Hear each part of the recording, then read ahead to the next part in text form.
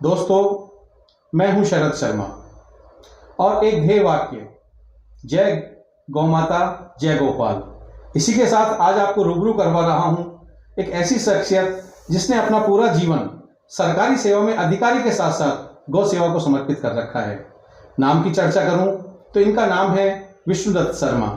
जयपुर में जोबनेर के पास में आसलपुर एक जगह है जो गौधाम बन चुका है, जहां की गौशाला को इन्होंने एक तरह से निखार दिया है, एक आदर्श गौशाला बना दी है। इसके साथ साथ ही इनके द्वारा जो दूसरी गौशालाएं हैं मैंने नोट की हैं, तो उसमें मैं बताऊं कि जो इनकी गौशालाएं हैं, नीलिया महादेव गौशाला जो चित्तौड़ के आसपास है, वो एक अद्भुत गौशाला है, एक आदर्श गौशाला है। आसलपुर में मैंने पहले जिक्र किया है। इसके साथ साथ में इनके पुण्य और परोपकार की बात करूं तो 12 वर्षीय महायज्ञ इनके द्वारा संचालित है, जो रायता चित्तौड़गढ़ और कोटड़ी बालाजी चित्तौड़गढ़ यहाँ पे चल रहे हैं। रायता में जो इनका महायज्ञ चल रहा है 12 वर्ष का, वह गौरक्षार्थ है। लक्षचंडी अनुष्ठान वहां पे किया जा रहा है। कोटड़ी बालाजी में जो 12 वर्षीय महायज्ञ है वो श्री राम महायज्ञ के रूप में है। दोनों का उद्देश्य एक ही है, गौरक्षार्थ। इसके साथ साथ में 1 वर्षीय महायज्ञ की मैं बात करूं तो इनके द्वारा कुमुली आंध्र प्रदेश, बगरू जयपुर, रावड़ा श्री गंगानगर में 1 वर्षीय महायज्ञ इनके द्वारा संपन्न किए जा चुके हैं। इसके साथ साथ गौ और नंदी के प्रति इनका जो स्नेह है, इनकी जो सेवा है, उसकी एक प्रति आप देखिए कि गौ नंदी के करीब 500 जोड़ों के विवाह ये अभी तक करवा चुके हैं। इसके साथ साथ पुस्तक लेखन इन्होंने लीक से हटकर किया है। लीक से हटकर यह है कि जिनका जीवन गौवंश के लिए समर्पित रहा, जिस समाज का जीवन गौवंश के लिए समर्पित रहा, जिन्होंने आज भी अपने आजीविका गौवंश से जोड़ी हुई है, उनके लिए इन्होंने पुस्तक लिखी, भूरटिया नहीं मानू रे। ये अंग्रेजों के खिलाफ जनजातियों का एक आंदोलन था और उसको लेकर के इन्होंने किताब लिखी है जो बहुत ही पॉपुलर रही है। इसके साथ साथ मैं देखूं इन्होंने जो कथाएं की हैं, आज तक करीब 100 से ज्यादा भागवत कथा विष्णु जी के द्वारा की जा चुकी हैं। राम कथा 2 से 3 कर चुके हैं। नानी बाई का मायरा 102 कर चुके हैं और गौ कथा भी करीब 10 से 15 इन्होंने की है। पुरस्कार की बात करें तो इनको नानाजी देशमुख स्मृति सम्मान मिला है 2012 में, शंभू शेखर सक्सेना सम्मान मिला है और दूसरा डॉक्टर भीमराव अंबेडकर अवार्ड भी इनको मिल चुका है। विष्णु जी से हम चर्चा शुरू करें उसके पहले मैं आपको बता दूं कि गौ सेवा के लिए इन्होंने पूरा जीवन समर्पित कर रखा है और हाल ही में आपने देखा होगा लम्फी नामक बीमारी फैली हुई है, जिससे पूरे राजस्थान का गौधन सर्वाधिक प्रभावित हुआ है। लाखों गौवंश इस लम्फी बीमारी की भेंट चढ़ चुका है। इस बीमारी में भी, इस महामारी में भी ये पूरी तरह से गौ सेवा में जुटे हुए हैं। नौहर में अभी ये कार्यरत है। कृषि विपणन बोर्ड में सचिव के पद पर यहाँ काम कर रहे हैं।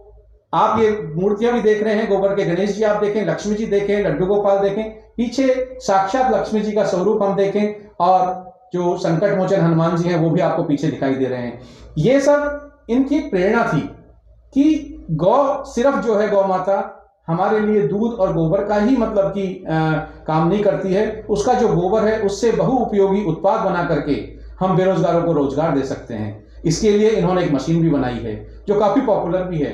तो सबसे पहले तो मैं विष्णु जी से यही जानना चाहूंगा कि विष्णु जी, आप अपने दर्शकों को यह बताएं कि आपके मन में गौ सेवा का यह भाव आया कैसे? सबसे पहले जो गौ सेवा का भाव प्रकट हुआ, आज के 20 साल पहले मेरी पोस्टिंग निम्बाहेड़ा थी और वहाँ पर लोक देवता कल्लाजी महाराज की असीम अनुकंपा से मैं श्रीमद् भागवत और गैया मैया की सेवा में अपने आप को लगा पाया। शास्त्र भी कहते हैं कि भागवत कथा करो, चाहे गाय की सेवा करो, चाहे तुलसी पौधे की रक्षा करो, ये तीनों बराबर पुण्य देते हैं। इसलिए उस भागवत के साथ मैंने मेरे घर में 5 गैया और 3 नंदी रख रखे हैं और उनकी प्रत्यक्ष सेवा के साथ साथ ये कार्य प्रारंभ किया। जहाँ तक आपने एक प्रश्न किया और आपने बताया भी कि गाय का वर्तमान समय में जो पीड़ादायक समय, ये वास्तविकता है। वास्तविकता है पिछले 50 साल में करोड़ों करोड़ों वर्षों से जो गाय भारत की अर्थव्यवस्था का मूल आधार थी, जिसके कारण भारत की खेती इतनी उन्नत अवस्था को प्राप्त थी कि पूरी दुनिया हमें चांद की तरह खोजा करती थी, उस भारत में रासायनिक जहर, केमिकल फर्टिलाइजर के नाम से। ट्रैक्टर फ्रॉम बुलक ड्रान फाला टू ट्रैक्टर एक क्रांति का नाम दिया गया। इसी प्रकार व्हाइट रिवॉल्यूशन के रूप में होल्स्टीन और जर्सी का सीमन गाय के गर्भ में डाला गया, जो बोस इंडिकस और बोस टार्सस होने के कारण अलग अलग जातियां होने के बावजूद किया गया, जिसके कारण पिछले 50, 60, 100 साल में गाय का बहुत नुकसान हुआ है। और अध्ययनूतन काल में गाय और गोवंश का जो उपयोग है वो सीमित होता गया, क्योंकि खाद का विकल्प मिल गया, बैलों का खेती में विकल्प ट्रैक्टर के रूप में मिल गया, और कृत्रिम गर्भाधान के कारण जो मूल गुणधर्म थे वो मूल गुणधर्म नष्ट होने लग गए। उन मूल गुणधर्मों की स्थापना कैसे की जाए? शास्त्र हमारा प्रमाणित करके कहता है पंचगव्य महापातक नाशनम है। पंचगव्य जो गाय के 5 गव्य हैं, उन गव्यों को सबसे बड़ी औषधि है वो धरती की, और वो अनादिकाल से हमारे यहाँ करोड़ों वर्षों से समुद्र मंथन के बाद से लेकर आज तक, यहाँ तक कि हमारे यहाँ आप सरप्राइज करेंगे शरद जी भाई साहब, रिसर्च का मतलब ही गवेषणा होता था, गाय के पीछे चलना ही अनुसंधान होता था, और जो रिसर्च करते थे वो ऋषि कहलाते थे। उस अनुसंधान में अध्ययनूतन काल में हम क्या कर सकते हैं? ये जो आप मंडप देख रहे हैं देवों का, गाय के गोबर की मूर्तियां, गोबर के अंदर शास्त्र एक बात कहता है लक्ष्मीश्च गोमय नित्यम पवित्रा सर्वमंगला। भगवती लक्ष्मी का वास गोबर में नित्य रहता है।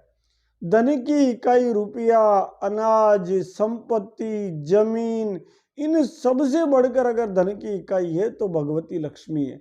इसलिए भगवती लक्ष्मी जिसमें वास करती है वो सबसे महंगी मूर्ति है। निर्णय सिंधु कहती है हमारी कि आप कैसी मूर्तियां बना सकते हो? आप सोने की, आप चांदी की, आप तांबा की, आप काष्ठा की, आप पत्थर की मूर्ति बना सकते हो। आप इनमें भी सबसे महंगी मूर्ति कौन सी होगी? सोने की। और सोने से भी महंगी मूर्ति कौन होगी? जो गोबर की है। इसलिए धरती पर अगर गोबर के लड्डू गोपाल बनने लग गए तो भारत के अंदर करोड़ों लड्डू गोपाल जो चाइना में आ रहे हैं, जो धातुओं के आ रहे हैं, ये रुक करके गौशालाओं को नवीन उद्योग मिल जाएगा। नहीं, अगर ये तो नवीन उद्योग की तो आपने बात बहुत अच्छी बताई है। मैं आपको कहूं कि जैसे जो गोबर जो उपले बनाने के काम आता था पुरातन समय से, हम अगर देखें, या घरों में चूल्हे चौके के काम आता, क्योंकि शुद्धता का प्रतीक इसको माना गया है, लक्ष्मी का वास इसमें है, यह आपने बताया है। लेकिन इसके साथ साथ हम देखें कि जो गौ उत्पाद हैं, चाहे वो घी ले लें, दूध ले लें या दही ले लें, आज उसका तेजी से प्रसार बढ़ रहा है, लोग उसको स्वीकार कर रहे हैं। और एक समय था जब भैंस के दूध को प्राथमिकता दी जाती थी, लेकिन आज शहरों में भैंस का दूध 40 रुपए किलो है, तो ये 80-85 रुपए किलो तक मिल रहा है। कहीं ना कहीं गौ की स्वीकार्यता बढ़ रही है। ये तो आप कह नहीं सकते कि गौ को एक तरह से समाज ने अलग दिशा दे दी है या उसको स्वीकार नहीं कर रहे हैं, तो गौ को स्वीकार कर रहे हैं। लेकिन मेरा ये मानना है कि आपकी जो ये मूर्तियां हैं या जो गाय के गोबर से जो दूसरे उत्पाद बनाए जा सकते हैं, कहीं ना कहीं वो देश की बेरोजगारी को कम करने में सहायक हो सकते हैं। निश्चित रूप से बेरोजगारी दूर करने के लिए नहीं, अर्थव्यवस्था का आधार गोवंश के उत्पाद बन सकते हैं। आपने एक बात कही, हमारे घर वाले गोमय से लेपन क्यों करते थे?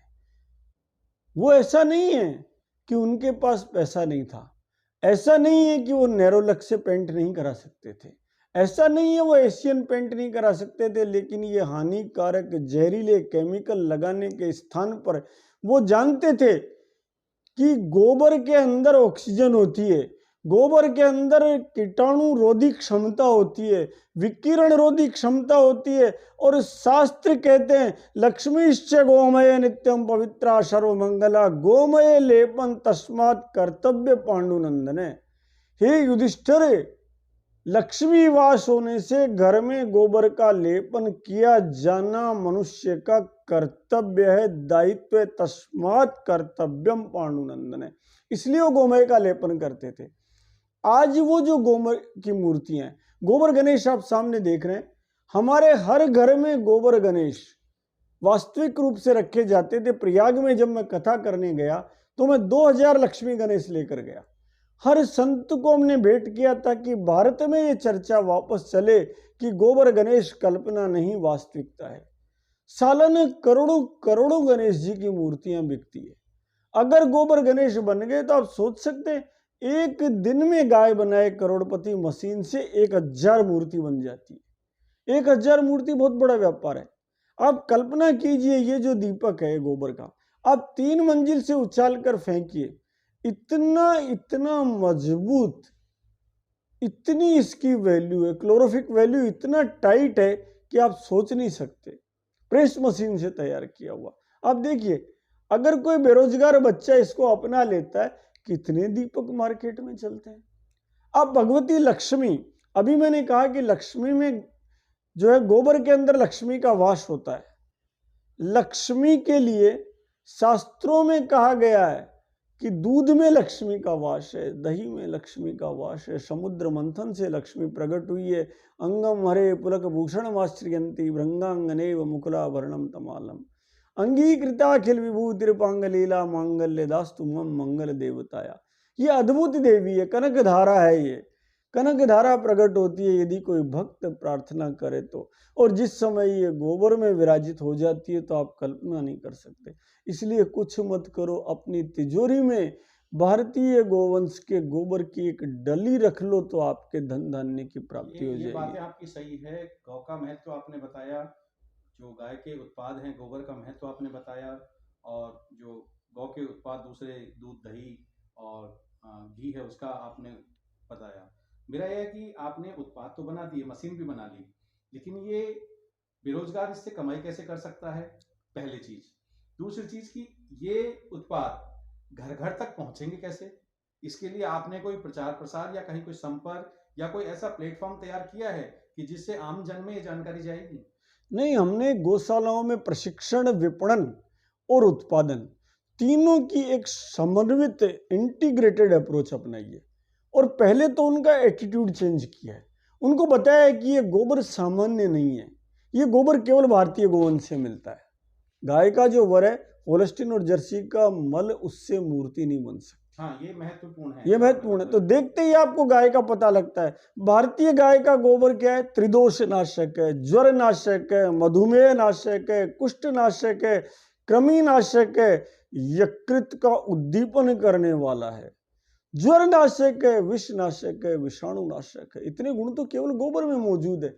और इसलिए इस गोबर के जब उत्पाद घर घर में आएंगे। विष्णु जी टोकना चाहूंगा, एक बार मैंने एक अध्ययन भी पढ़ा था जी, गुजरात का था, वहाँ अध्ययन किया गया था, एक रिसर्च स्टडी तैयार हुई थी जिसकी जांच में पाया गया था कि गाय का जो दूध है उसमें सोने की यानी कि स्वर्ण की मात्रा पाई गई है, जो कैंसर रोधी है, इससे कैंसर भी ठीक हो सकता है। केवल गाय के दूध में ही नहीं, गोमूत्र में स्वर्ण की मात्रा होती है। स्वर्ण क्षार इसके गोमूत्र को कहा गया, इसलिए औषधि कहा गया। इसलिए सोने का दूध कितना महंगा होना चाहिए, कल्पना कीजिए। सोने का मूत्र कितना महंगा होना चाहिए, कल्पना कीजिए। और दूध के उत्पाद जो बनते हैं, दही में सोना आएगा, दही के बाद गोड़िया, आज तो भूल गए, बिलोना झेरना भूल गए लोग बाग, गोड़िया, जिससे मथित के अंदर दही में केवल बिलोना डालकर घी नहीं निकाला जाता था, वो घोड़ा उड़ता था, उसमें भी सोना आएगा। उसके बाद तक्र, छाछ, अगर घी निकाल दिया उसमें से लूणा तो उस छाछ में भी सोने का अंश आएगा।